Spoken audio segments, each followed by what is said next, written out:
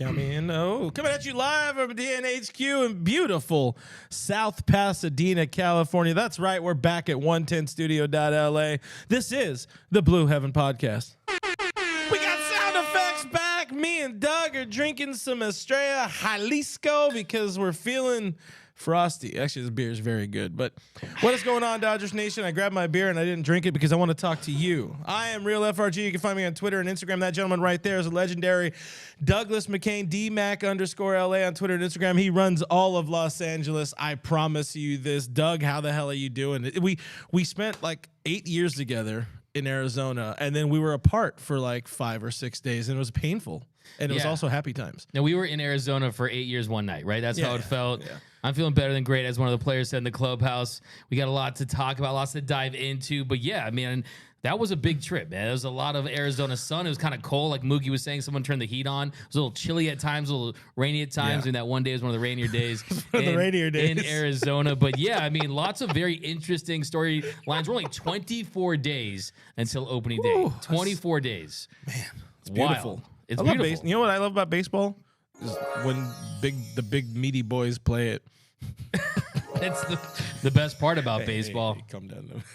Guys, we got DJ producer Cody in the mix over there. Give him some love in the stream. We always love Cody when he's alive. But let us know you guys are representing Dodgers Nation tonight. Drop them area codes in the stream. We want to talk to you. We want to get your takes on these Dodgers on today's show. Yeah, we want to talk a little bit more about our spring training trip. Me, this guy, DJ Cody, and our legendary Cody in the mix. The legendary Noah Cameras were in Arizona, and right away, MH he missed the stream. I think one stream while we went live like 4 times or 5 times, however many times we went live. My voice is back in case you missed it last time, MH, but. Absolute friggin' legend coming in hot with the super chat, $99.99, which is almost $100. Unbelievable. For Lux and the best Blue Crew broadcasters. MH, we appreciate the hell out of you, our friend. We love you all, but him, MH, we love just a lot bit more.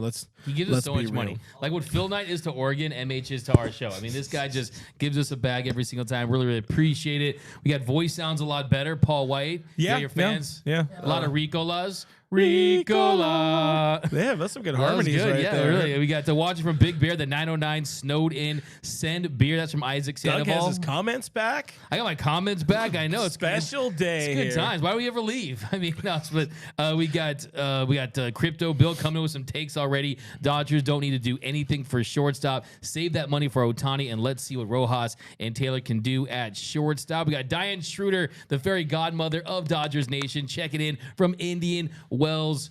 It's our Guardian Wells. I'm sorry. Over in California, we got it's a golf course. There you go. Jet Blackberry devastated that Lux won't be playing the whole season. Yeah, so people still reeling from the Gavin Lux injury. Of course, we went live the day of Lux's injury. We already talked about that, so you guys can check that out on our YouTube channel, youtube.com/DodgersNationTV. Subscribe. We're trying to get to 1 billion subscribers so Cody can live.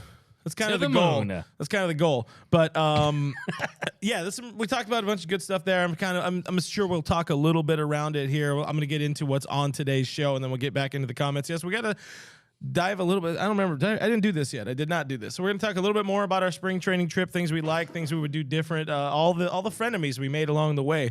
The first roster cuts, so some Dodger news going down. We had, 8, 9, 10, 11, people. That's nine people were cut from spring training rosters today. Tony Gonsolin rolls his ankle. Doesn't seem to be a huge issue. Justin Brule comes out of the game. Back issue. Hopefully not a big issue. Andrew Friedman spoke with media late last week. We have some thoughts on the things that he had to say. We're bringing in a kind of old segment, but it's one we've done in the past in some way, shape, or form. But it's stock up, stock down. We're talking about things we like about week 1+ of spring training players. Latest Miguel Vargas and Rojas and all the little things going on around camp, and then I kind of wanted to dive in on the outfield battle because people love James Outman right now, and we need to know if he's going to get an outfield spot or a spot on that opening day roster. Back into the comments here, Joseph says he's checking in from 707. Dodgers fan stuck in Giants land. We hate to hear that. Coach Charlie, what's the latest on JT? Is he okay? You guys have been in a hole all day. This morning in Fort Myers, Florida, Justin Turner took a fastball to the face. He was bloodied. He walked off the field under his own power. Ended up going to a hospital, getting checked up there. So far, the reports, his wife, Courtney, gave us the latest update, which is some stitches, some bruising and swelling. But it looks like JT, thankfully, is going to be okay. Not a Dodger anymore, but it really sucks to see because, you know, he's one of the good ones. Yeah, absolutely. A tough sight to see him go down like that. It reminded me of that scene in 2021 at Washington when he got hit right there, in his head, and Dave Roberts came sprinting out there helping him up. And look, we know he crowds the plate. We know that he is the Dodgers' all-time leader when it comes to being hit by a pitch. I used to say he's been hit by more pitches than the Shark Tank judges. But, yeah, you don't want to see him. Thankfully, there is some positive news, some stitches, but hopefully he's going to make a speedy recovery and get back out there because Justin Turner, he's going to be a big part of that Red Sox team. And, yeah, I mean, that was just a scary sight. Anytime anything to the head, you hate to see it. Yeah, 100% for sure. Prayers up. MH also earlier in the stream, before dropping all them bennies or just whatever, the amount of money that he gave us because we love him and thank you very much, MH Dodger for life. But saying sad to hear about the JT news. No effects. I don't know what that is. Oh, I think that means it was like they didn't need imaging or something. We don't talk hospital. We know you do, but. Yeah, good news so far out of there. Adam says, let's go. DB Grainer says, Doug. Clint Doug, how's it going, brothers? Bernard checking in from Hawaii. Going to be pissed off at Outman isn't our starting fielder because Dave blocking him with a veteran. Interesting take. I'm not opposed to that take. We'll talk more about the outfield a little bit later. Daniel checking in from Chino. I got to catch up on these comments here. We got, I think you already got Paul, so I'm going to go a little bit deeper into the comments. Iris K saying Lux prayers. Stephen Louis checking in from 209. Alex from the 310, Axel 626, Nando 390 says cut Dave Roberts, and that seems like a beautiful jumping off point to talk about the roster cut. So yeah, we had the first set of roster cuts today. We said there's 9 players, mostly pitchers. Dylan Covey.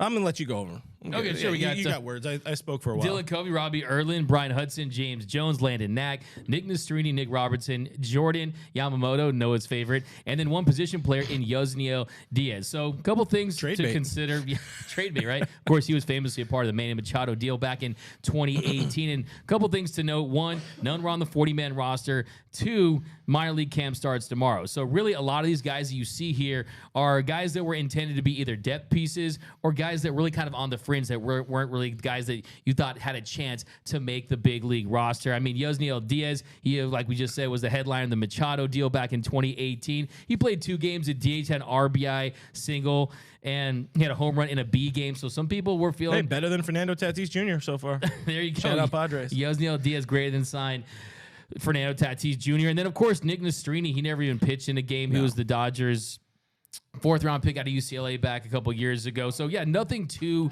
eye-opening. He was ready for that interview. Yeah.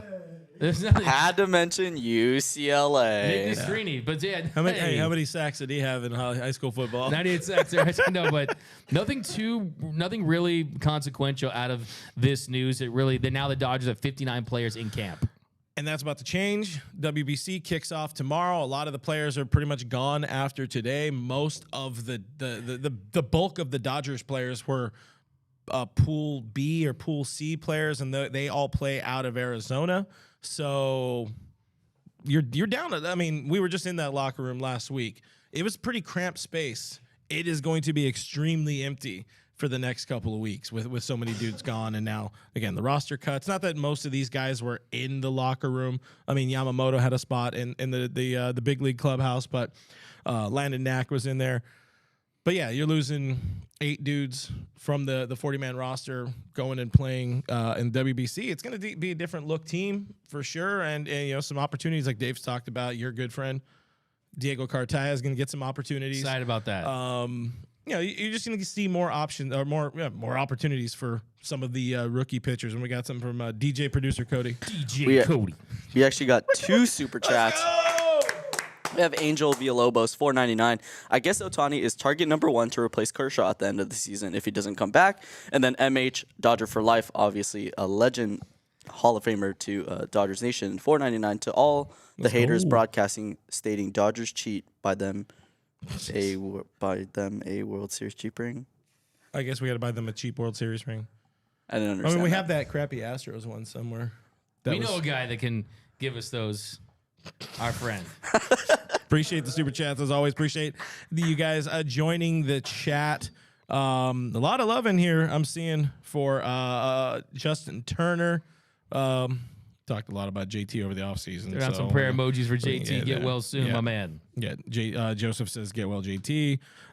Roy Outman has won an outfield starting spot. He is Bellinger 2.0 with a better bat. Start Outman. A lot of people do want to see Outman. He's kind of the darling of spring training with guys like Trace Thompson and David Peralta departing for the World Baseball Classic. I don't see why Outman would not be starting every game somewhere in the outfield because Mookie's also gone as well. So you have 3 of your starting outfielders gone. You should see a lot of James Outman, which, I mean, the kid and his good friend Raka they're just getting ish done. If you guys didn't see it on our Instagram today, make sure you're following us on Instagram at Dodgers Nation on Instagram. Doug posted part of his interview that he got with James Outman in the locker room on one of the last days we were out there in spring training. More good stuff. Following up with something James revealed to us on an earlier interview we had with him in the offseason about that pet rock, that his Jobu rock, I guess we can call it, right? Yeah, Raka is real. You see it. You see the effect it has on him. He drinks coffee a lot, so you love that about him. And look, Raka. whatever works, right? He is the Dodgers version of Jobu, and he really believes in Raka and the power of Raka. And yeah, when it comes to James Outman in general, I think that he's gotten off to a great start this spring. I think there's a clear opportunity for him to carve out a role for this team where, yeah, I mean, he's been primed and ready for this, and I think he's taking full advantage. I think it's important for Dodger fans not to get too high or too low when it comes to spring training results. Yeah. But so far, he looks the part. And we're going to dive into some James Outman a little bit, but go on. Every time we see James Outman, he's hitting 462 somewhere. Them are just facts. Those are stats. You can't refute the statistics of Mr. James Outman. Other stuff, injury news going on at Camelback Ranch. Tony Gonsolin rolled his ankle in pregame drills. Hold on, camera's on crack. We're good, guys. Doesn't seem to be that big of a concern to Mr. Dave Roberts. Reading the room after the game today. Looks like he's just going to miss his start on Wednesday, but shouldn't be a massive issue. Any concerns for you about losing him at this point in the season? A guy who's generally been kind of injury prone.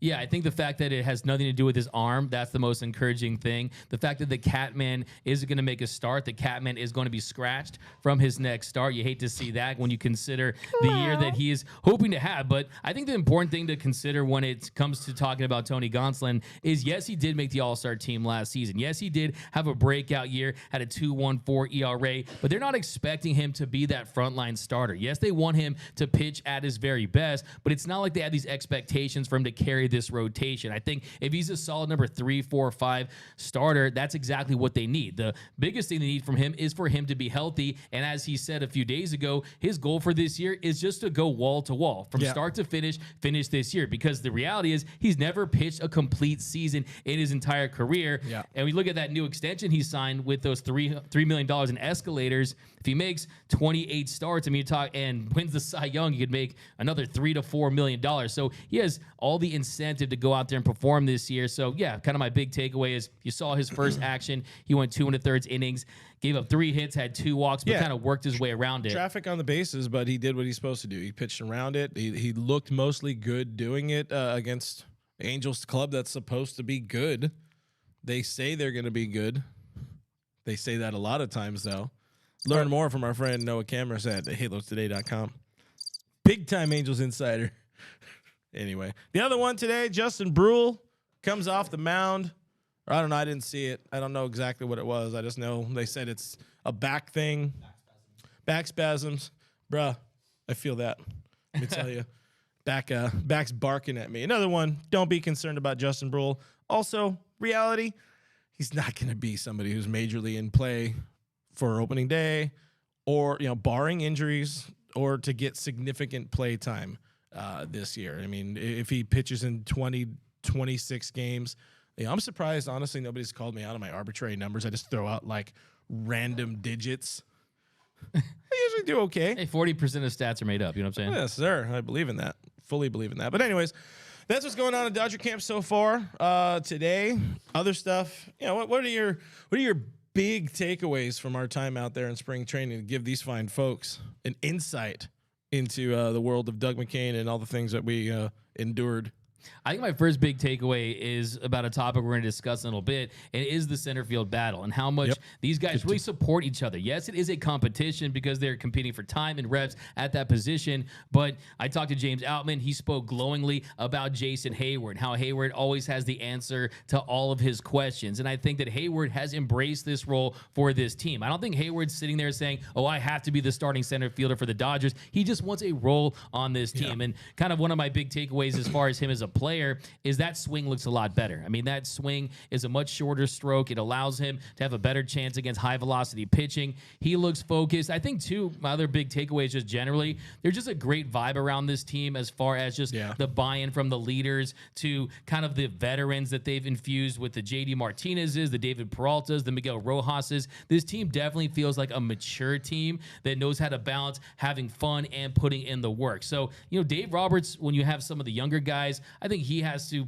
really takes the onus upon himself to just kind of become a big voice. But I think he has not that Justin Turner-like extension, but he kind of trusts the guys in the clubhouse to really be an extension of the manager and get the job done. I mean, that was one of the things we talked about into the offseason. It's like the need for a change in that clubhouse. Drastic change happened. I mean, even if they literally just replaced Justin Turner, that would be drastic change. But you drop Turner, you drop Cody Bellinger, and you bring in a bunch of dudes that just have a lot of, I guess, baseball life in them. These dudes, when you're talking about Miguel Rojas, you're talking about Jason Hayward, these guys have been around. They've seen some shit in this league, and it's a good addition, and it's a good feeling clubhouse.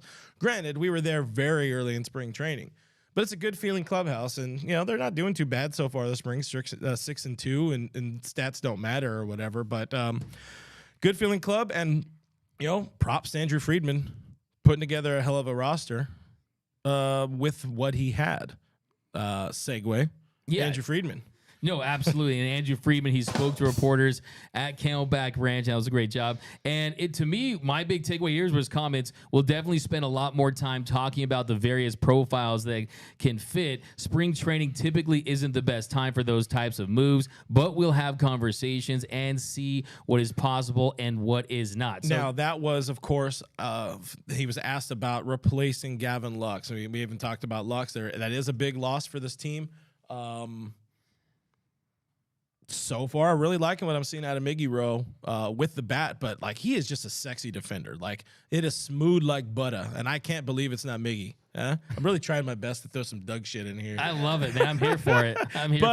But he was asked, are you going to try to go out and replace Gavin Lux? And what Andrew was saying is not directly. We might not get a shortstop. It might be whatever we feel we need. And now we know Chris Taylor is going to play a lot more shortstop when the plan was a lot more left in center field. Well, now center field, Dave says, probably not. You shouldn't see him in center field. He'll be ready for it because the season is long and things happen, Who knows? Hayward and Outman might flame out. You don't know what baseball is like, what the season will end up looking at. But You bring this guy in. Miguel Rojas now isn't your bench guy because he's your starting center fielder. So you got to find a way to make the bench a little bit better. So they have a little more, as Andrew likes to call it, optionality. He is in a good position, but also it's a bad position immediately. You don't need to replace him right now. You don't need to replace Gavin Lux at this point in spring training because everybody knows you want to replace Gavin Lux. But anyways, that was the setup into that answer. It's like, look, we're going to find the best profile, whether it's an outfielder, where it's maybe another slugger that can't really do much beyond slug, which I doubt because they have JD Martinez who can't really hit so far. I like it. It's the right call. They have enough internal to survive even the first month of the season. Yeah, and I think that Andrew Friedman, like I always say, he's a guy that he likes to buy the Halloween candy the day after Halloween when it's more of a distress asset and he can get value from it. But he's operating from a position where it's basically no leverage. I mean, they know that if they want to go out there and explore trades, it's not the time where you see big blockbuster trades in Major League Baseball. And then on top of that, you factor in that you don't know what you're going to get from a Jason Hayward. Is he truly going to have that bounce back season? Is Peralta going to have that bounce back season? Is James Outman going to emerge as a star? Is Trayce Thompson going to build on what he did last season? Because if you do fill out those pieces and Miguel Rojas just kind of goes closer to his career averages, look, the reality with Gavin Lux is he definitely had a breakout year last year. And like Freddie Freeman said, they were expecting him to hit close to 300 all year, but it's still for his career was around league average from the plate. Now, if you can make that up from somewhere else and you get more production from the center field spot or one of the outfield spots, and Max Muncy and Chris Taylor have bounce back years, and Freddie Freeman and Mookie Betts put together more MVP caliber seasons, and Will Smith continues to emerge, there is a universe where this team will be just fine offensively. I think, too, going back to your point about Miguel Rojas, look, when we talked to him, he told us that, yes, he's absolutely re-energized to be on the Dodgers. Yes, it does change his mindset and his outlook on everything when he doesn't have to mentor all these young players, and it's really about him producing. I mean, you try playing in front of 3 fans in Miami versus 50,000 plus at Dodger Stadium, and you consider that he's now healthy. I think what we've seen from him so far at the plate, he does look more comfortable. I mean, he even hit a home run yesterday, and like these guys had 39 home runs in his career. So I think that, I think they're going to be fine to start things. But my big read on these comments is that Andrew Friedman, like he always is open to improving this team if the opportunity presents himself. And that doesn't mean just looking at trying to replace Gavin Lux at the shortstop position. One of the other lines I liked from him was before, so he did that interview on Friday. Lux hurt himself on the Monday. The line was, a week ago, we didn't have a clear area to improve on this team.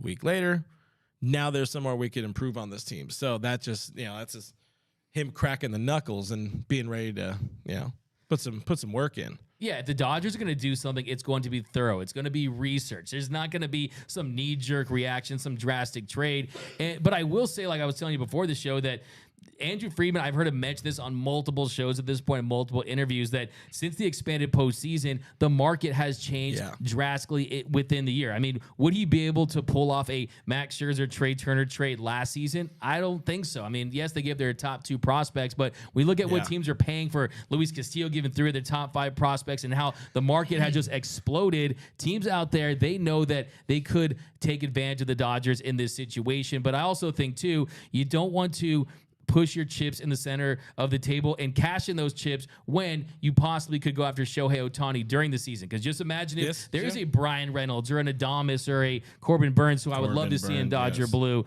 And see a lot of people out there running with that these days, but I do think they are invested. The godfather of Corbin Burns getting traded. Anyway, exactly. No, that's my jam. But look, if that happens and you trade away some of your top prospects and then Shohei becomes available, I think you're in a situation where you might regret it. But Artie Moreno, will he trade Shohei to the Dodgers during the season? I think he'd rather trade some family members than Shohei to the Dodgers. But I think it's very complex. But I do think that you're using this first 2-3 months of the season to see if you can get some of these bounce back years, if some of these veterans can contribute, and if some of these young guys can emerge. Yeah, no, a billion great points there as always. Make sure you guys are following at DMAC_LA. But we got some guys in there we're going to talk about more in a little bit. You got Yanni Hernandez, who's kind of showed out. We're going to get more in on that. But Hayward, that's house money right now. Outman, kind of literally house money. Trayce Thompson, it's a low contract. You got house money there.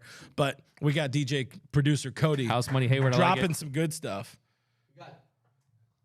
He also needs audio. I bet I got to get He's too excited. We got 2 super chats. The first one, Randolph Guerrero. I'm sorry if I'm pronouncing that incorrectly. $1.99. He said Pau Gasol jersey retirement tomorrow. Oh, nice. Shout out, pal. I will be at that game. Oh, wow. Not a mother.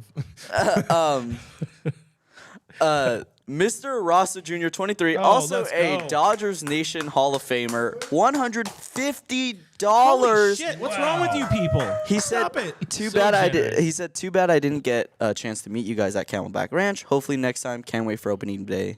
Let's go Dodgers. Dude, Mr. Rasta, you guys are nuts. I feel uncomfortable. I feel uncomfortable. Is everybody Mr. Beast these days? Guys, we cannot thank you enough for the support. It really does mean a lot to especially to me and Doug, who've been doing this for a very long time now. But the new kids, the young up and comers, like Cody and the rest, right over there. That's big time. Got me crying like Freddie Freeman in Atlanta. I mean, I'm just Crying really about that, special. mother story. Yeah. Yeah. Into the comments here, the Roy Estrada, excited about our middle infield. Really sorry to see Lux get hurt, but Rojas is an upgrade defensively. Our lineup will outperform the overpaid Padre roster. Bank it, go blue. Look, I don't want to compare the rosters because infield-wise, the Padres are insane. But we've seen it before. You know, that was one of the things Andrew talked about to media. It's like, yeah, we've heard they were going to be really good before, and, you know, the division was going to be closer, and then we kind of ran away with it, kind of alluding to, well, I guess we didn't run away with it, but 21, that happened. The Padres would be really good. They kind of spiraled. I don't think that'll be the case this year, but, you know, Dodgers just want to focus on them. They just want to go there, do the one game at a time. Hey, you know, another thing with that interview, man, Andrew Friedman, the king of saying so much or so little in so many words. Corporate doublespeak, baby. Yeah. 101. He is. He's that guy who you want him to write like your college thesis. You can get a bunch of words out of crap. David Bruh says, Hayward looks great so far. However, Outman deserves that spot. Interesting take. I mean, honestly, I would go elsewhere. I don't want to give away my takes yet because that segment's coming up. Should we just talk about the outfield right now? I mean, we can. We can, for sure. We could save stock up, stock down for the very end. I'm down. Let's go jump right into it. So jump right into it. All right, yeah. Give the fine people a look at what do you got. You got more? We got more. Hold on, we got more. Real quick before you guys get into it, we got Nick Moore super chat $5. He said, "Thanks for all the spring training content, fellas." More to come. More to come. More to You come. man, Hey, Nick. wait, I You the man, love, Nick. I love both of us pointing at ourselves. This is so weird. Wait, point to the camera again. Yeah. Because Like your hand. your hand is in my camera, but hold on, I can get in yours. There it is. All right. Sorry. Wanted to get that out of the way before you guys dive. Yeah, dive deep into appreciate it. it. That's why you're the producer. Yeah. That's why you're the master of this. We made more money tonight than I made on my OnlyFans in 7 years. Okay, So- and with that, we head into the outfield position. They call him D-Whack up. So, yeah, I mean, this outfield Tap that battle, Avatar. I mean, oh, my God. So this outfield battle, I mean, after Gavin Lux went down and you look at the infield, it's pretty much sewn up. I mean, Miguel Vargas has the runway. Miguel Rojas is going to be at shortstop. Freddie, of course, at first. Muncy at the hot corner. But the center field position is wide open. And Trace Thompson, really kind of the incumbent at this point. He's the guy that started all 4 NLDS games for the Dodgers. We've talked extensively about his reverse splits. He's gotten off to a slow start this spring. Doesn't look like he's made very adjustments as far as his swing in the offseason. Still looks really similar to how it looked last year. But yeah, James Outman and Jason Hayward, there's a lot of similarities in their game, but also a lot of differences. And one guy is the grizzled vet. You said house money Hayward, right? I mean, he's like the house money guy where if it pays off for the Dodgers, then great. I mean, the Cubs are paying him like $22+ million this season. And we know defensively he's a 5-time Gold Glove Award winner, but even at his very best, even if Jason Hayward figures things out, and he's even a slightly above big league bat. I mean, last year his bat was 39% below league average. Even if you get that to league average, I think that his ceiling isn't as high as Outman's can be. I think James Outman is the unknown. Sure. And as you said earlier, I mean, every time he's got an opportunity, he's had success. Even spring training last year, he played well. Mm-hmm. In his stint with the Dodgers, it was epic. Homered in his first at-bat. He was raking. He went back down to spring training, hit 2 cycles in 4 days. He was outstanding. Yeah. And then he put in all this work. He worked around an injury with that, too. Worked around an injury, yeah. And I think, I'm all in on Outman. I think he should be the starting outfielder for the Dodgers because, look, we've seen in the past when Corey Seager won MVP, when Cody Bellinger, when he won Rookie of the Year, when Cody Bellinger won Rookie of the Year, they were both high draft picks, right? Yep. James Outman, he was a 7th round pick in 2018. If he was this high draft pick that the Dodgers had a lot invested in, I think there'd be no question that he'd be getting the similar type of runway that Gavin Lux was getting at shortstop. But he does have those 2 options left, and that is a factor. But I think that if you bring him back down to AAA, what else does he have to prove? He doesn't have to. He honestly has nothing left to prove. The only thing that's working against him, he has options.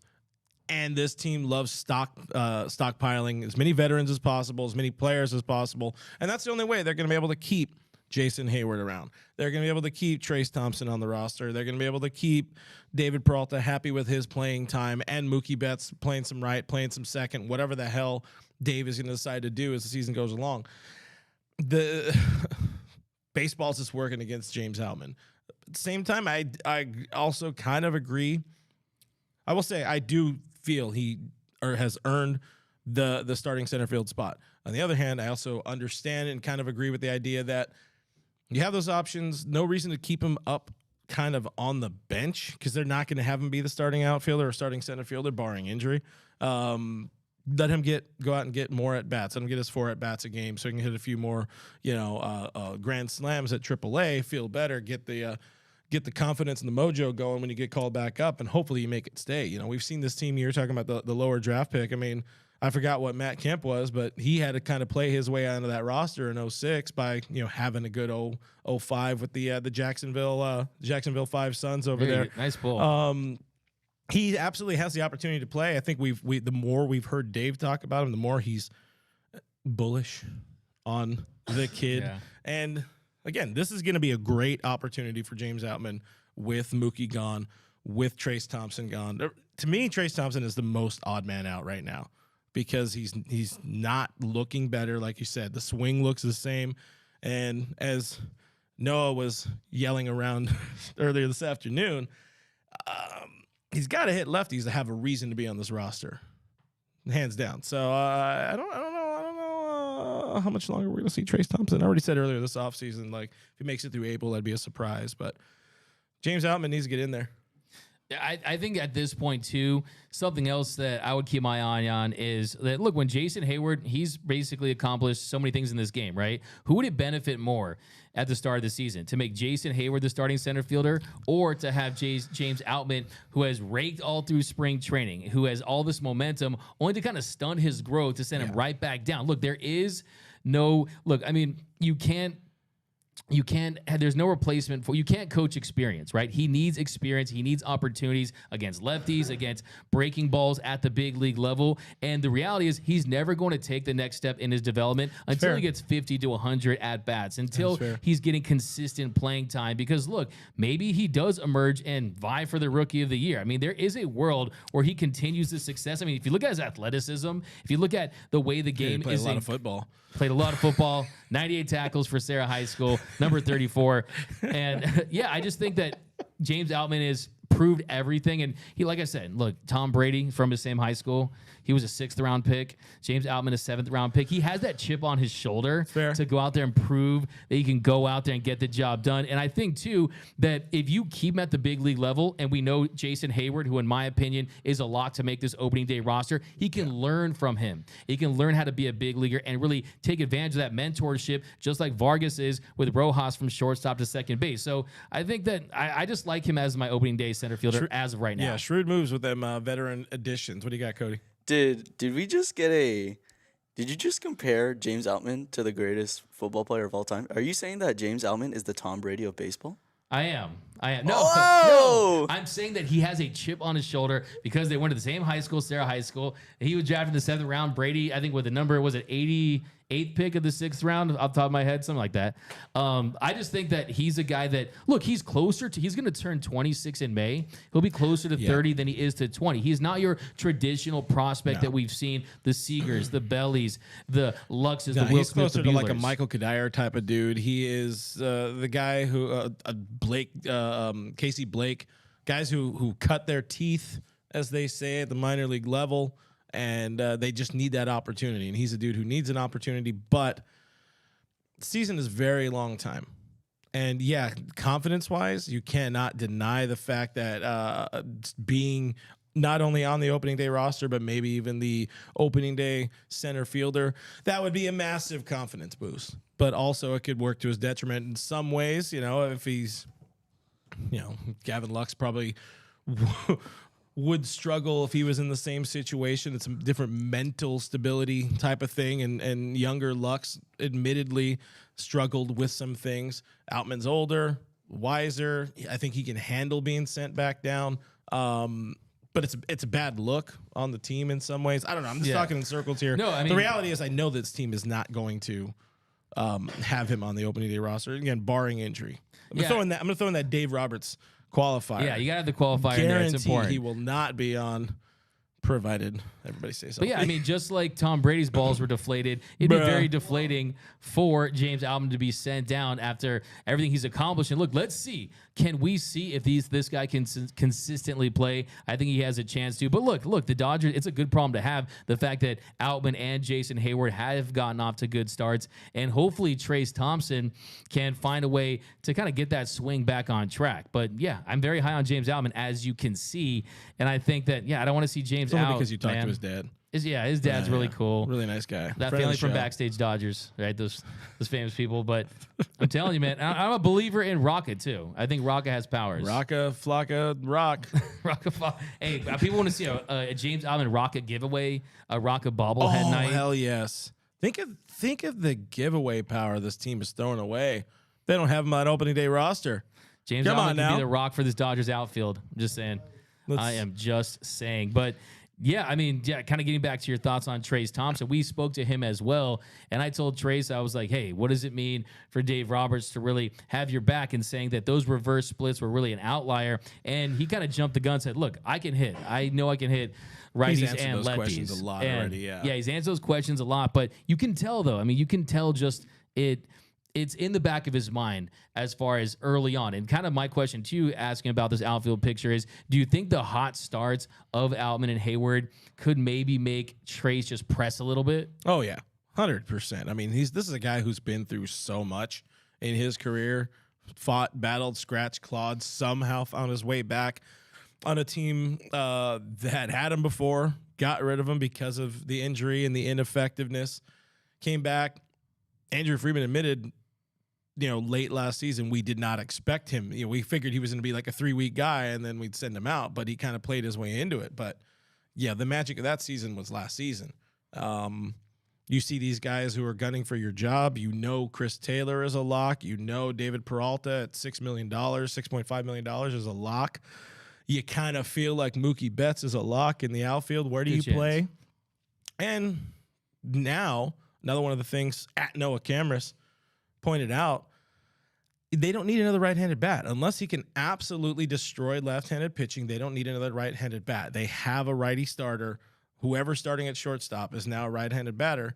So having another righty in the outfield, I don't know. But there's also a lot of left-handed options in the outfield if you're talking Peralta and Outman and Hayward. But my counterpoint to that is, what if Chris Taylor doesn't find it at the plate? What if he continues to struggle? $16 million. He's going to play. He is going to play, but I mean, at some point, yeah, I mean, he's going to probably play 20% at short. He's got to find a little more El Bencho if Yeah. he's not hitting for sure. Yeah. I mean, Trace Thompson, 13 home runs, did hit for power. Trace Thompson's going to get at bare minimum a month to figure it out, depending on what the team's looking like, what the health status is looking like, how far behind or ahead of any other teams. He's gonna get some runway, but I don't think it's gonna be, like you mentioned earlier, I don't think it's gonna be Gavin Lux type runway for Trace Thompson this year, because So by June, dude's a little older. So I have a question. By June, will Thompson be on the Dodgers, or will the Dodgers be without a Trace? Well, I'm already pretty firm in saying I don't think he makes it through like past April. Really? That's my The earlier. feel-good story of the year that was last like 2 year. months ago. I had that hot take. I like the kid. Fire take. Fire take. Yeah. Gotta double up on that. Thank you. Interesting choice. No, I was trying to. I muted the sound thing, and then when he said the without a trace, I clicked it. I clicked the rim, and then it was like, what the? So, my apologies. Hey, buttons are hard. But kind of my last point on the whole center field battle is what I say when Cody Bellinger got non-tendered. I said that, hey, James Outman has the potential to provide better production at over $17 million less than what they could have given Cody Bellinger. So I think Cody Bellinger, remember that guy? The guy on the Cubs? He's the guy. Yeah. He's the guy I only see when he does something. I only know that he breaks the algorithm, so we got to post about him on social media. But Hey, shout out to Cody Bellinger for hitting that digger. What you know about facts? What you know about Cody Rip? Well, got to play the hits. Anyways, sorry I distracted you. No, I mean, I think what it comes down to is kind of the point I'm trying to make is that Cody Bellinger set the bar so low offensively that if they're getting defensively what they're after, and really him and guys, we know Hayward and Outman can play the position defensively. It's just a matter of taking the risk of who of those two guys they think they can get more offensively out of. And I think James Outman, if you look at his swing, he's got that quick twitch muscle that Jason Hayward, I think he's going to be better this year. But I just like look, if you have a lottery ticket, you got to scratch off. If you don't scratch it off, it's pointless. I mean, you have to see what you have in James Outman. I truly believe that he has what it takes to have an impact. And also, too, let's just be honest. When Dodger fans kind of pick their guys and they kind of will them, there's this mythical quality to James Outman, the legend of James Outman and Rocca. Does it get too far, though? Because we've also seen, like, the John Eli era. The John, man, you're pulling him out today. Eli Mania. Anybody remember DJ Holton? That was a thing that we experienced.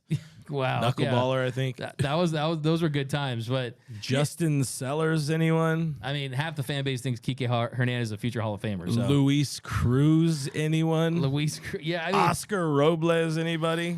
Yeah, you start to feel good about some of these guys. And yeah, I mean, I don't think it influences the roster makeup or anything like that, but I do think it helps to have the support of the fan base. I mean, last year, look, you look at Zach McKinstry. I mean, Zach McKinstry, a lot of people felt like he was going to come on, step on the scene, and have success, and he wasn't able to fill that role. So absolutely not. Absolutely not. He's with your Cubs. For what it's worth, we asked the fine fans on our Dodgers Nation Twitter, go follow us there if you're not already. It's a great place to keep up with the game if you can't watch it live.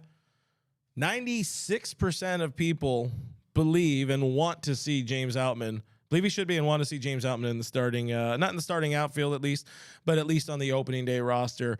Overwhelming support. This was more than 3,000. Last I looked, it's probably like 3,300 votes right now on the poll on Twitter. The full and you know full that Friedman there. checks that. Yeah, for sure. I mean, he buys our merch. We've seen it, so just saying. And apparently he told someone that he likes our stuff. Yeah, there you go. Freeman watches the show. Fan of the show. If Andrew Freeman, please come on the show. One of my dream guests. Yeah, we don't even want to talk Dodgers with him. I just want to talk about when do you decide to switch from the Q-zip to the flannel? Thank you. Because the one thing about spring training that me and Noah were talking about was, dude, I need to talk to Friedman and Gomes because I need their outfits. Yeah. They have the Q-zips, and then they have like the vest Q-zip on strong. point. It's truly You got the shades immaculate. on. Yeah, we actually have the same phone case, me and Friedman, so we're brothers. Yeah. I felt like a sellout wearing the Q-zip, by the way. I felt like a sellout. You with wore a Q-zip I had the out there? Q-zip. I How felt like a did I miss sellout. that? He wore a Q-zip, but he ain't a Q. You could tell he's not about that Q-zip No. I life. like zipped it all the way, but I was choking. I was choking. The gun show, you know. Yeah, I gotta stay warm out there. It was either a Q-zip or a down or a down jacket. It looks like I'm going on a rescue mission in Alaska or something. All right. But we're getting off the rails here. But here we got some comments here. You guys really had to see Doug's going out jacket in Arizona. It was great. He had this big old puffy coat. I don't and mess he with would the put cold. it on whenever he needed to go outside and pee. It felt like he's puppy Doug. It was like George Costanza's time. jacket. Yeah, this is a really terrible show for some people and phenomenal for others. I was telling Gene that Clint's like, whenever I put on that jacket, it's like a dog pawing at the door because he wants to go out. Yeah, it was like, one of my favorite points of that nightmare. It was a good time. It was a good time. We got some Outman. A lot of great comments. Michael Carrillo says Outman is destined for greatness. Teresa over on YouTube says love Outman and Hayward to be starters. We got Carnivorous Lunar Activity says give Outman the chance for a Rookie of the Year run. We got Hayward has surprised me too with his swing. So yeah, I mean a lot of people are very high and encouraged by the early returns on Outman and Hayward, but I will remind you that it's still a long ways to go, and we'll see if they can be consistent with this. So. More friends in the stream. Carnivorous Lunar Activity hanging out with us. Matty Man 5 Dodgers hanging out with us. Saying Taylor's look good. I think you've been drinking that Kool-Aid because CT has not looked very good so far unless I've been watching the wrong games. I'm torched. Yeah, you really... Take my keys. We unlocked the alcoholism in Doug Chuck up McCain there. is back, baby. Yeah. Well, if Doug wasn't wearing his coat, he was just going to the fridge and grabbing beers. He did finish that one day. He finished like 2. There were so many water bottles on the table. It was absurd. Good times. Good times. Matty Mad 5, I'm very encouraged by this Dodger team, spring training or not. Yeah, they're looking good. They're looking good so far. I mean, very early, 8 games in as of today, or is it 9 today or something like that? Maybe more, Is it 10. 7? I think it's Wait. 7. No, it's 8. It's 8. Today was, Yeah, that's right, because they're no, 6-2 no, today now. was the 9th game. 10? I don't know, man. I thought I saw they were 6-2. I don't know. Alexander Rose says, James, you can't get me out, man. Hey, look at that friend of the show. This guy gets it. Let's see. Diane Schroeder says, I'm over Cody. Thank you. That's a good one. Not you. Not you. Don't worry. The other one. The one they Cody with a C. I'm not gonna go there. I'm not gonna go there. Thank you, Mike Saldana says 6-2. So they're 8 games in. Because that's what the math is. We are so good at math. Diane Schroeder says, that's your first beer, Doug. It's my first full beer for sure. There's no question about that. I'm gonna chug this. Michael Carrillo, JD Martinez looks geriatric at the plate. Hey, I don't want to dive in too much to that. You know, I mean, I feel geriatric just sitting in this chair. So, Caught them leaves. Trace Hayward, season 2022. Our good friend says Rick Monday was saying Trace needs to start swinging earlier, and I agree because he looks behind on everything. Swing does not seem very locked in. The idea that he is going to go play with Team Great Britain in the WBC, little sus. I would not if I'm fighting for a roster spot, I'm not going to go play with Team Great Britain. Yeah, I mean, you're never gonna tell a guy, hey, don't go represent your country. And I'll do it. Put him on the phone. You will? Yeah, we'll FaceTime right now. I got you on a FaceTime, Trace. But yeah, you never want to tell a guy. He doesn't have a phone. He doesn't have a phone. He has no social media, right? But yeah, you never want to tell a guy, hey, don't go out there and represent your country. On the same token, his locker is literally right next door to Miguel Rojas, who opted out of the WBC because of the role that he's going to have for this team. But damn grown up. That's why. yeah, I mean, look, there's also a couple trains of thought. You could say, hey, maybe getting some different game action. Maybe you get a little more adrenaline, bigger stakes. Maybe it helps you in your development. I mean, a WBC game versus a spring training game, that sort of thing. But yeah, I mean, when you're at the WBC, it's almost like out of sight, out of mind. Yeah. And if he goes to the WBC and James Outman continues to rake and Jason Hayward continues to produce and start to look the part, yeah, I think that definitely can't bode well for him. His swing almost to me looks like how Hayward's swing looked last year, a very long swing that has issues when it comes to catching up with fastballs. Looks like my dude golfed a little bit too much this offseason, to be honest. I know that swing. I have that swing, just significantly less power. Update, Mike Saldana says 6-2 because we forgot there's 2 ties. Ties are whack. Super chat in the stream. Let's go. Michael Bilgin? Michael B, Mikey B, my good friend in the stream, pointing at the wrong camera. I'm over here. $1 U.S. American dollar. Appreciate you. Appreciate all the super chat. We love you all equally as if you were Doug's children. Let's go, but Kira. But we like Mr. Rasa and MH a lot more. Respectfully. Let's just be real, you know. We have favorite children. That's for sure. What's Michael Scott's line? It's you show somebody how much you love them, this many dollars worth. Oh, yeah. Yeah. Anyways. Shout out to The Office. The Office. I watched The Office, but I don't remember. Shout out to Peacock. You remember? He wanted to give Ryan the iPod. Oh, Back that's in the right. day- Yes. Back in the day, kids had iPods. What? Oh, let's go, I Michael. think Back and Mikey B. You had it. You got it. You know how to say words. Michael Bilgin, $2 this time. He said trade for Corbin Burns and Brian Reynolds at trade deadline. You like that idea? You big on that? What, yo? The The Burns words he idea? just said. Yeah. I mean, I'm definitely open to it. I think it's still a little early for that. I think it he solves a said lot of the trade Dodgers' problems moving forward as far as the fact that he's under team control for an additional season. But yeah, I think that it's been made pretty clear by this organization that they do feel like they need another starting pitcher. I mean, we got Craig Osterberg who's talking about Gavin Stone looked good with 2 strikeouts. I mean, Gavin Stone's a guy who's not on the 40-man roster yet, and they'd probably go to Pepio before him and some of the other guys that are in front of him. But yeah, I think this is the year where the Dodgers are going to make a bold move at the deadline. I don't anticipate them making just a Chris Martin-like move last year, a Joey Gallo-type move. I think it's going to be more like the 2021 Dodgers where they say to themselves, hey, we might not have Julio Urias back. This might be Clayton Kershaw's last year. This team's championship window isn't as wide open as a lot of people are led to believe. And I think they will go out there and be very competitive. And if that means parting ways with some top guys to get some players this year that they think can help win this year, I think they will. Because I think the last thing the Dodgers want is to say, hey, this team is built to win a lot of regular season games and then to have an early exit in the postseason. I think they will have a tough time sleeping at night if they didn't go out there and be a little more aggressive this year compared to last year. Because they weren't aggressive last year and they went home after winning just 1 game. it's so hard to improve upon an 111 win team. But also, I mean, at this point, to me, man, with so much success that as a fan we have endured, regular season wins ain't meaning nothing, man. Because your wins are going to be based on playing a bunch of really bad teams, and there's a lot of really bad teams in baseball. But anyways, that's a conversation for a future time because we still have to do updated stock up, stock down. We'd have to. Well, we also have to do updated predictions. I feel like for this season, we did them like a month ago, but a lot has changed. So let's make some updated predictions next week, maybe 2 weeks from now or something like that. Definitely before opening day. But before we do go, we got to get into the final topic of today's show, and it's a big one.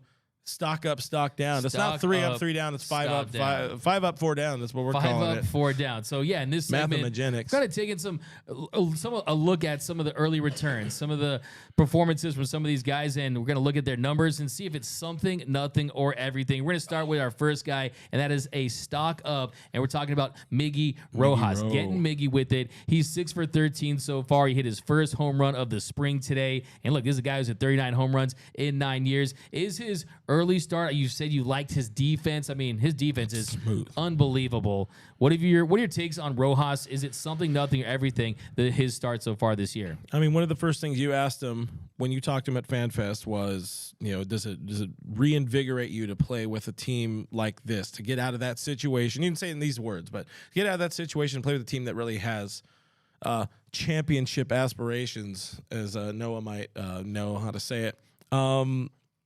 This is a dude who's playing loose, playing happy, playing with a butt ton of confidence. I am very high on him as well. I believe the stock is up, and I believe we've said this for the last couple of weeks. Any offensive value he can add is just icing on the cake. But they're putting hella icing where there might be too much icing on this cake right now if he does this well. And yeah, it's spring training. Cactus League stats don't mean anything.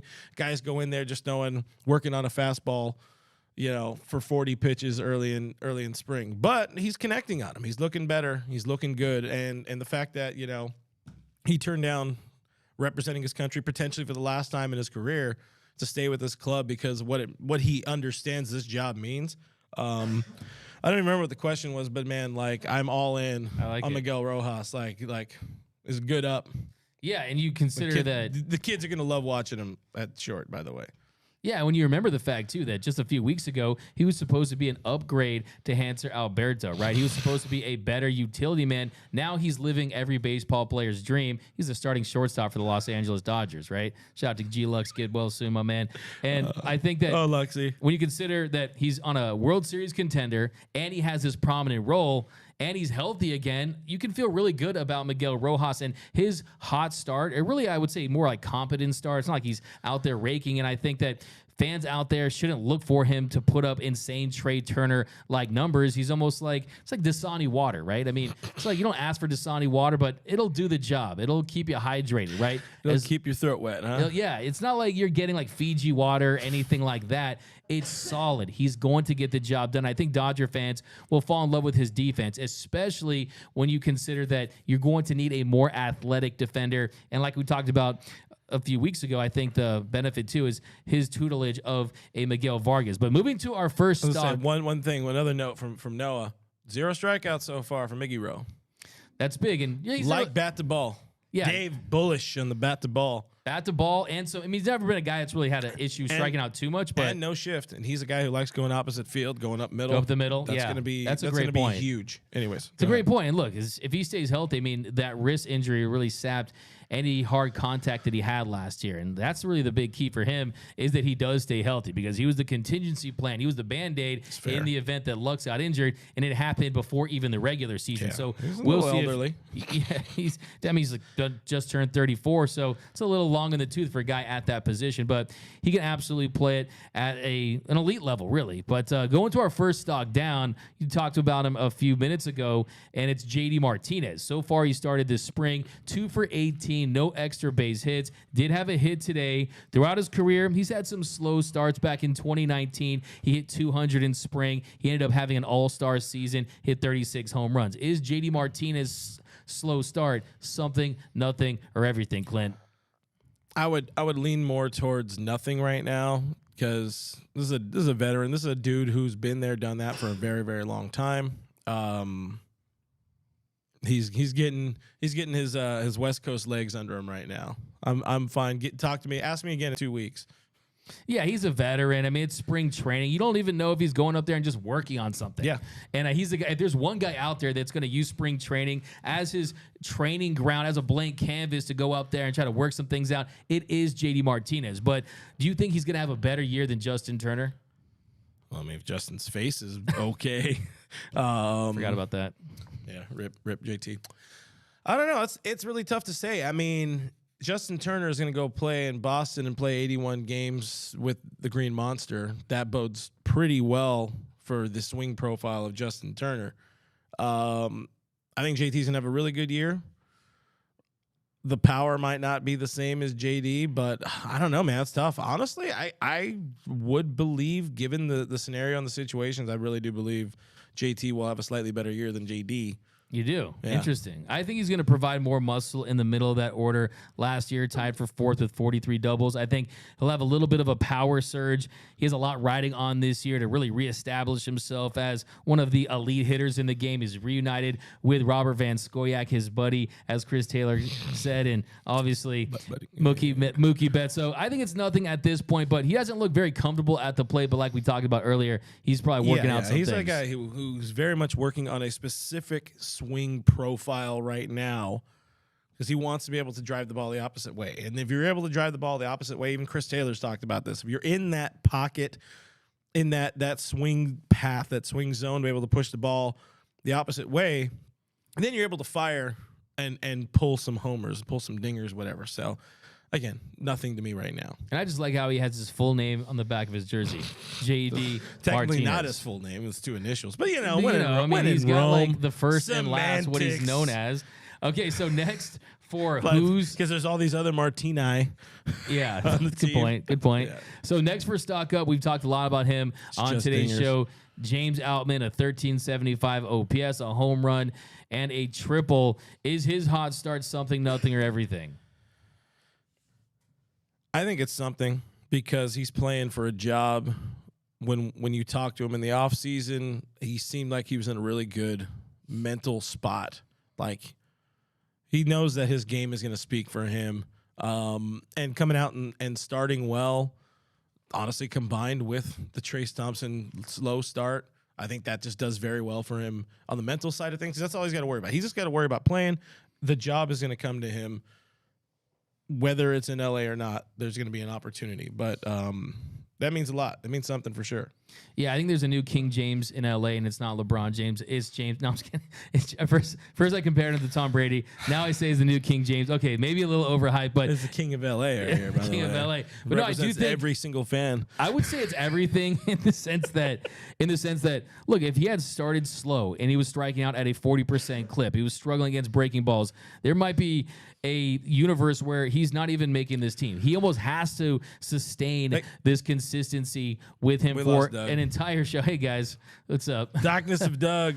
That's all good. There we go. Things happen. I think there's a world where if he really struggled, that he would have a chance. So for him to make this team, he has to sustain this for an entire spring and really just not be what our friend Sean say, be undeniable, right? Mr. Unlimited. So he has to really make it to where they can't leave him off this team. But next we're going to talk about another stock down. Hold on, we got to pause for a second though because we got another super chat. Let's go. Let's go. Super chat. Shout out Christian Gomez YouTube because that's where you're able to super chat on YouTube. Appreciate the hell out of you. He says, glad to see the boys back in the studio. Remember, I was the rando who bonused a while ago. Now I received a raise too. Let's get this bread. Let's get these dubs, Dodgers. Yeah. Appreciate you, Thank you, Christian. Appreciate you. A few comments on JD, by the way. Diane says JD will be fine. Mattyman5 says JD has ice water in his veins. Sarah Morris, our friend, says JD needs more bat speed and adds prayers up for JT. And Jason also adds Just Dingers. That's his legal given name, Just Dingers Martinez. JD, Just Dingers. So just so we all are. Last year was just doubles, pretty much. He had 16 bombs. But next stock down is Trace Thompson. So far, he's gone 1 for 13 with a double, 5 strikeouts. What are your thoughts on Trace Thompson, Clint? This is another something, everything or nothing. Yeah. I think it's something. I think at this point it's something. It's still early in the spring. I think the team is going to give him a decent amount of leeway or runway to get it figured out. But it's something, just because of how mental baseball is, and he's been here and done that. Where, yeah, he's been pretty good at the game, but he's also struggled to keep a job in this game. And like we were saying earlier, he sees sharks in the water right now with Jason Hayward and James Outman looking at that roster spot, that guaranteed roster spot, because Trace is getting like 1.2 mil or something like that. Chump change of these Dodgers. No, absolutely. And I think that the big thing with Trayce Thompson is it's almost like a little confirmation bias. It's almost like everyone said that, it was a fluke last season. It was a feel-good story. Cinderella Man is going to turn into a pumpkin. And so far they're saying, look, it's just what we had predicted, right? He's 1 for 13 with a double and 5 strikeouts. I do still hold out hope that he's going to figure things out, because one thing he did last season was punish mistakes. And another thing he did too was he hit the ball very, very hard. He even told us that he was a little more streaky than he wanted to be. Mm-hmm. So yeah, I'm wishing the best for him. But like you just mentioned, sharks in the water, I think there is some added pressure now that there is a little more competition. Let's say they brought back Cody Bellinger and paid him $18.1 million, and he struggled at the plate early on. Maybe he gets an opportunity early. But if Hayward and Outman can produce, I think it's going to be tough sledding for Trayce Thompson. But next for our stock up is we are going to Yanni Hernandez. He's Yan fire. 5 for 12 with a double. Nice defense. Great base running. Is his hot start something, nothing, or everything? Because I'm very high on Yanni Hernandez. I think this is absolutely something, because when they traded for him from the A's, I think it was from the A's, right, in the offseason, it was a clear indication that they were hoping this guy would be the Hanser Alberto of 2023, because Hanser in 2022 wasn't much better than a part-time reliever. Did not do very good in his opportunities. To me, what he's doing is absolutely something. Whether or not it means he has a job on the opening day roster or not, that will play out over the next 2 to 3 weeks. But I think so far early in spring, he's making nice plays. He's showing some range. He's showing some bat to ball skills and all of this. 100%. This is a guy who's going to make a difference. In my opinion, he's going to make a difference by May at the latest.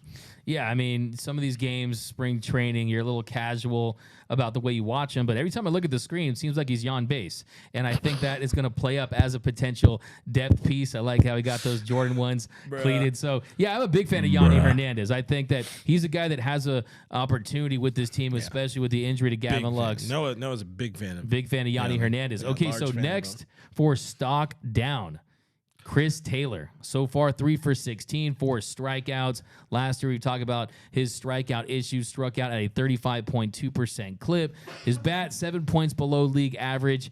Talked about his $16 million contract for this season. Do you think that Chris Taylor's slow start is going to affect him? No. It's CT. He's a lot of been there, done that. So all he's got to do is really he's just got to find some sort of thing in his swing, and he'll be pretty good. I think that's it. I'm okay on CT. He'll figure something out, and even so, he's gonna be on this roster either way. So it's like kind of a moot point, It's like, yeah, I know how to fix the business, but whatever, you made this decision on your own, so he's gonna be here. And I always value your opinion when it comes to defense. I mean, you love the D. I mean, like, as far as like big the way, time fan of the D. Love the D. So like, I mean, defensively, what have you seen from him? Want to get your take on that?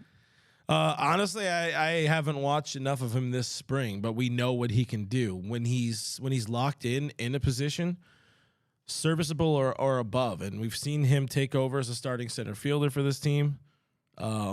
We're still talking CT, right? Yeah.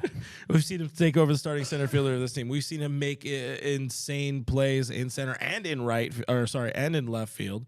We've seen him make quality plays at shortstop without like a whole spring to ramp up to the position. A guy who's drafted as a shortstop, played shortstop all the way up through making his debut with the Seattle Mariners. So if he is going to end up being, the kind of defense first guy, it's an expensive defense first guy, but I think you're not going to be upset to see him out there on defense. I would much rather.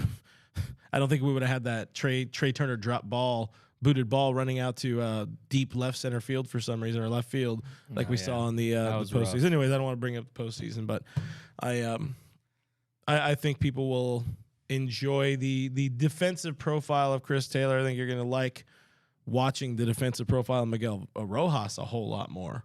But CT's kind of the backup. Here's the contingency plan at a lot of spots, including second base, because we haven't really talked about Miguel Vargas, and we're not going to do that today. But we haven't talked about him a lot. We haven't even seen him swing a bat yet. We've seen him get toyed around with Zach Greinke. But we got to pause for a second because we got a couple more super chats. Let's go, Lori. Oh, give me some love, give me some hype, guys. What the hell? Let's go. Thank you. Going back a little bit, it says Outman has to be on the opening day roster. Let the kids play, not the old guys trying to figure it out. I both agree and take offense to that as an old guy trying to figure it out. But we went into this offseason or into the last offseason with the idea that it was going to be the youth movement, and they kind of partially bailed on it in a way, but in a way that made the team better because you want to have competition in spring. And we got another one, Diane Schroeder. Let's go. $20. DN Hall of Famer. Thank you. Says, I was just wondering what the over-under is on Doug finishing his beer. Look at that. He's empty. I'm empty. Let's crack another beer and go for another hour. It was apple cider, okay? Oh, we got one more? Oh, crap. Let's go. What's wrong with you people? Offended. Oh, I got to find it. Where is it? Somebody got it all the way. Oh, there it is. Angel Villalobos, $1.99. Thank you, Angel. The only type of Angel we like here in the chat. So far, what's your starting lineup for opening day? A meaty one, a heaty one, a beefy one. What's your opening day lineup? That's 9 people. That's pretty tough. I think going to go with Mookie Betts at the bold. Mookie Betts in leadoff. We know that Freddie Freeman is going to bat in the 2-hole, in my opinion. I think number 3, you got to go with Will Smith. I go JD Martinez in the 3-hole. Max Muncy hitting cleanup. Will Smith batting 5th. I think you got James Outman. Can't get me Outman. Well, for 5th. Or the 6th, I think I'll go with. I think one of those left field spots is probably going to hit. I think Chris Taylor will probably get the start on at left field. I think he'll probably see him 6th. Miguel Rojas batting 7th. They like to keep the young guys down the order, want to kind of mix things up. I think you'll see James Outman. I think you'll see Miguel Vargas and James Outman, one of those two in the 8 or 9 spot. I think Vargas maybe 9th, Outman maybe 8th. But I think Jason Hayward will probably get the start. But this is my dream one. But it's all about the hey, don't let your dreams be dreams. Yeah. As they say. I think the 3 or 4 spot, I'm just very high on giving Max Muncy an opportunity as the cleanup spot. Because like I always say, Max Muncy is like this lineup's barbecue sauce. Really just makes everything better when he's thriving. And he's looked pretty solid this spring. But yeah, there's the one that I would present, and there's the one I think Doc will present. They're very different. I've assembled my opening day lineup here. I worked on this for hours, I promise. Fully hours, and I did it to kind of be just messing around and buck the system, if you will, because I went back-to-back lefties and then righties. Mookie, Max, being Muncy, sorry, we're on a first-name basis. Freddie Freeman, we got Smitty in that cleanup hole where he succeeded pretty nicely last year. JD Martinez is DH and hitting 5th. Hold on, wait, that's 5. Chris Taylor will be your opening day left fielder. Jason Hayward is my starting center fielder on opening day. Miggy Rowe, Miggy Varg. Wrap it up with some Miggies. Yeah. Anyways. I mean, we've seen them kind of keep those younger guys down the order. I think those first 5, I think the big question for the lineup, of course, is going to be whether or not they move Mookie Betts down the order for some more run production later in the year if they kind of need to kind of jumpstart the offense. And Will Smith, I mean, the cleanup spot, it's kind of had some mixed results. I think in the 3-hole too is an area where he can thrive. But I think JD Martinez, I mean, you bring in a guy not to be someone's going to play multiple positions. He is going to be your designated hitter. You got to get production from that. So, yeah, I mean, talented lineup. We got a couple more for the stock up, stock down. And, we got one more, right? Yeah, well, one stock up, one stock down. Oh. So the stock up is... No, we already did Yanni. Oh, I know. We didn't do Jason Hayward, did we? Did we? Oh, you skipped Hayward. Yeah, skipped Hayward. God. So Jason Sick of Hayward, the script. 4 for 12, 2 home runs. Kind of last question on him is, do you think that his unlocked swing, do you think this new and improved swing is going to be sustainable and it's going to bear fruit throughout the year? Or is he going to kind of revert to really his past seasons where he's really struggled? Baseball is a game of adjustments. The league will adjust on that swing. This new swing is helping him get to that high ball a little bit more. I think the league will catch up and find a way to beat him. So if he can adjust, it will be a successful season for him. I think he can open the season pretty successful, and that will give him some runway because he is Jason Hayward. He's a one-time All-Star. He's a World Series champion. He's a veteran. He has all this presence with him and all that. But it's going to come down to the ability to make some changes and don't revert back to your old ways. But and that's what he said. He said the ability to make adjustments in real time on the spot to kind of avoid some of those cold streaks. But last one for the stock down is Victor Gonzalez, who has posted a 1.08 ERA. He's given up 4 hits, 1 walk, 4 earned runs, in an inning of a third. Just was able to get 1 out.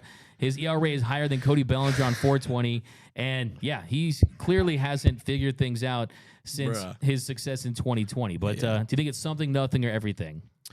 With Victor, I think it's a bit of it's a hybrid of something and everything. We haven't seen this guy be good for a while, and he's a guy before he made his debut struggled, almost quit the game. Did walk away from the game because of inability and essentially that getting to him. That you got to worry about the mental health, and that messed with his mental health. Walked away with the game, eventually came back, had success, became a World Series champion. I think you could walk away from that career feeling pretty good. He's not going to. I'm not saying let's hang up the spikes just yet, but Jason here says Gonzo's going to get DFA'd, unfortunately. He's one of those guys that's in the top 6-7 spots of people who could get DFA'd when they need a roster spot. But he wasn't bad in 21. He had after he got hurt, everything kind of unraveled from there. So if he's healthy and he's feeling good, I'm not going to let one outing completely write him off, I guess, from this roster. But it is something to be very, very, very concerned about, especially for a team that needs more than the lefties they have, because right now it's Vesia. When we watched him, he looked a little uncomfortable with the pitch clock. Looks like he's kind of rushed. I'm sure that's something that'll adjust. But it's just Vesia and it's just Caleb Ferguson. You need one more lefty, in my opinion. Whether it's up, down, whatever it is, I think Victor still has some options, so we're not going to see him go anywhere. But something to be concerned about. Is this true? Says Mr. Ross at 23. Victor asked to be on Team Mexico. Team Mexico was like, nah, we good. I didn't even know that. Was he trying I don't think that's I think that was a joke. Yeah, I think it was a joke. There's more people that have said that in the chat, saying that he wanted to pitch for Team Mexico and they didn't want him. Ooh. Yeah. But, yeah. Man, they let 97-year-old Oliver Perez pitch that's instead? What I'm thinking, geez, that's pretty rough. You'll have to go home, but you can't stay at Curly's. I don't know, man. Shout out to Curly's. Sarah Morris said that she was late to the stream because she was eating at Culver's. Oh, shout out Culver's. Doug, Best ketchup in town. Best ketchup in town. Doug renamed Culver's to Curly's. That was called Curly's. I'm sorry, guys. That's kind of yeah, curled together. But there's your 4 up, 4 down. I guess we'll call it half shout out, quarter shout out to Eric Yulo. Maybe Manfred will have 4 outs. He'll change it. You never know. Want to speed up the game and etc. But hey, good stuff. Appreciate you guys. We're back here, 110studio.la. Go to 110studio.la if you ever want to do a podcast here. It's a spot you can do things. You could use this same exact microphone. Just spray it with Lysol after you're done, please.